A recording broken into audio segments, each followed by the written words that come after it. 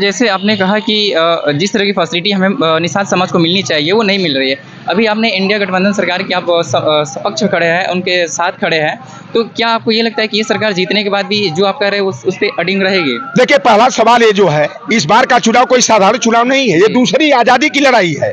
और भारतीय जनता पार्टी 400 पार का जो नारा दे रही है, 2/3 बहुमत लाने की बात करिए, वह बाबा साहेब भीमराव अंबेडकर के संविधान को खत्म करना चाहती है।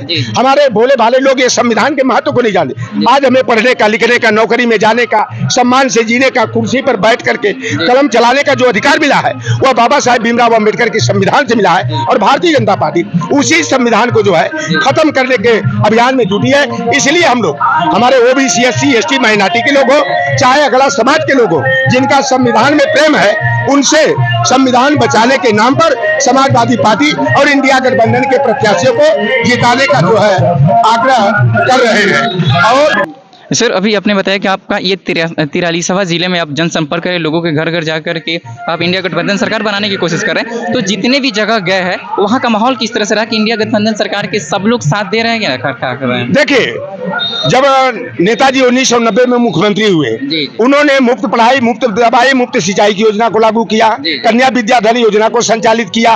1994 में जब सपा बसपा गठबंधन की सरकार बनी और माननीय नेताजी जो है प्रदेश के मुख्यमंत्री बने, तो 20 जनवरी 1994 को लखनऊ के बेगम हरतमल पार्क में बहुत बड़ी रैली हुई और निषादों की लाखों की भीड़ देख करके नेताजी ने कहा कि आज निषाद समाज के लोग जो कुछ भी मांगेंगे मुझे देना पड़ेगा। और सारी भीड़ ने कहा फूलन देवी को रिहा करो। फूलन देवी 10 बरस के लिए मत्स्य पालन का पट्टा, तालाब हो, झील हो, पोखर हो, पोखरी हो, 10 बरस के लिए पट्टा हमारे निषाद समाज को या मजदूरी सहकारी समितियों को देने का जो है सजदादेश किए। बालू मौरन खनन का 3 वर्षीय पट्टा हमारे निषाद समाज को देने का काम किए। और 2013 में जब अखिलेश यादव की सरकार बनी, हम लोगों की मांग पर निषाद समाज को मान सम्मान पहचान देने के लिए 5 अप्रैल को कश्यप ऋषि जयंती और निषाद राज जयंती की छुट्टी घोषित किए, जिसे योगी सरकार ने मुख्यमंत्री बनने के 16 दिन के अंदर निषाद राज जयंती को खत्म करने का काम किया। 19 दिन के बाद मछुआ आवास योजना एक चलती थी और योगी जी ने कहा कि हम मछुआ आवास की जगह निषाद राज कॉलोनी बनाएंगे। मैं 43 जिला घूम करके आ रहा हूँ, मुझे एक भी निषाद राज कॉलोनी कहीं पूरे प्रदेश में नहीं दिखाई दी। और योगी को मुख्यमंत्री बने 7 साल से अधिक का समय हो गया। जो बालू मौरन खनन मत्स्य पालन का पट्टा हमारे निषाद समाज को ही हर हाल में मिलता था, उसे सार्वजनिक नीलामी के माध्यम से देकर हमारे समाज की रोजी रोटी को छीनने का काम किया जा रहा है। अखिलेश यादव की सरकार ने 3 बार और नेताजी की सरकार ने 2 बार मल्लाह केवट बिन जीवर का हार, गोरिया, चाई, तीयर, कुम्हार, प्रजापति भर राजभर को अनुसूचित जाति में शामिल करने का प्रस्ताव केंद्र सरकार को भेजा था। यह भारतीय जनता पार्टी ने वादा किया था कि हमारी सरकार बनेगी तो हम निषाद राज के वंशजों को अनुसूचित जाति का आरक्षण देने का काम करेंगे। लेकिन आरक्षण देना तो दूर, भारतीय जनता पार्टी ने उस प्रस्ताव को रद्द करके जो है हमारे समाज के साथ धोखाधड़ी किया है, विश्वासघात किया है। तो हम लोग निषाद समाज के लोग अगर किसी की नैया को पार लगा सकते हैं तो इस चुनावी बेला में हम उसकी चुनावी नैया का बेड़ा गर्क भी कर सकते हैं, उसकी नैया को डुबा भी सकते हैं। और इसलिए जो भारतीय जनता पार्टी ने निषाद समाज के साथ छलावा किया है, और एक वह गोरखपुर या ठग जिसको कहा जाता था कोई ऐसा सगा नहीं, संजय ने जिसको ठगा नहीं, वह निषाद राज लाए का नारा देकर 1000 रुपया की 5000 की रसीद कटाकर समाज को बड़े बड़े सपने दिखाया। लेकिन आज निषाद पार्टी का आता पता नहीं, उसके चुनाव चिन्ह का आता पता नहीं। एक बेटा चौरी चौरा से भाजपा का विधायक, एक बेटा जो है कि संत कबीर नगर से सांसद रहा, इस बार भी भाजपा का उम्मीदवार, अपने भाजपा से एमएलसी और मत्स्य मंत्री है भाजपा सरकार में।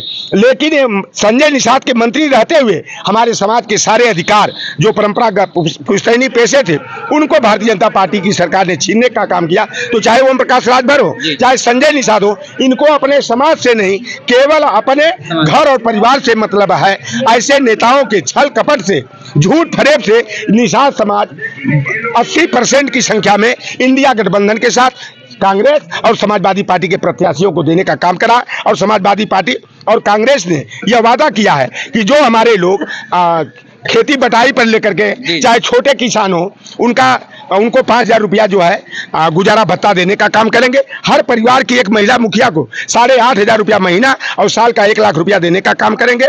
और बेटियों की नर्सरी से लेकर के पीजी तक की पढ़ाई जो है मुफ्त में देने का काम करेंगे। 5 किलो ये राशन देकर ढोल नगाड़ा जो कर रहे हैं, मोदी जी कह रहे हैं कि 80 करोड़ लोगों को हम भोजन देने का काम कर रहे हैं। हमारी सरकार बनेगी, इंडिया गठबंधन की 4 जून को संकेत आएगा।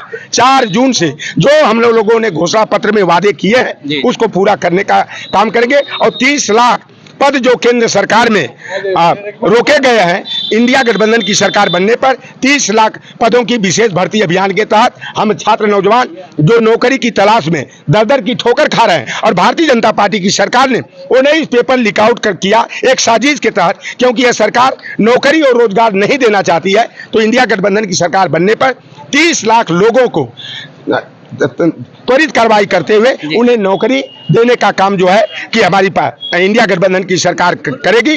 और यहाँ से रमाशंकर राजभर जलवाहा समाज के ही हैं, हमारे भाई हैं। दोनों लोगों का नदी ताल पोखरे से संबंध है। अपने भाई को एक एक वोट दे करके मैं आप लोगों से अपील करता हूँ कि आपके भाई हैं, आपके समाज के हैं, जिनके थाली का आप खाते हैं उनकी थाली का हम खाते हैं। ये भी मछली मारने वाले समाज के, हम लोग भी मछुआरा समाज के हैं।